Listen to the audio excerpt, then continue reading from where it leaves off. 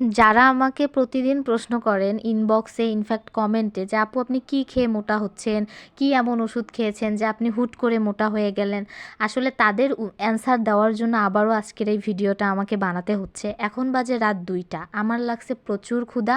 আমি কিন্তু রাতের বেলা খাবার খাইছি, খাওয়ার পরেও কিন্তু ক্ষুধা লাগছে। পরে ভাবলাম যে কি খাওয়া যায়, পরে ফ্রিজে একটা ডিম পেলাম, তারপরে দেখলাম যে হচ্ছে কিচেনে এসে আমার মা বিস্কিট এভাবে র্যাপিং করে রাখছে। যাই হোক, বিস্কিট পেলাম, যদি ব্রেড থাকতো হয়তো বা স্যান্ডউইচ বানাই খেতাম। আসলে কি রিজনটা হচ্ছে মোটা হওয়ার, যে আমি আমার খাবারের নিয়মগুলো চেঞ্জ করছি। আমি ছোট থেকেই হেলদি ছিলাম, কিন্তু মাঝখানে যখন আমার অসুস্থতা ছিল কিছু, মেন্টালি এবং ফিজিক্যালি কিছু, আমি প্রেশারে ছিলাম, এই কারণে সেই সময়টা খাবার দাবার একদম খাবার দাবার থেকে দূরে ছিলাম আর খেতে পারতাম না। না খাওয়ার কারণে আমার আসলে সেই সময়টা শরীরের অবস্থা এতটা খারাপ ছিল। যারা আমাকে চেনে তারা অবশ্যই এই প্রশ্নগুলো করে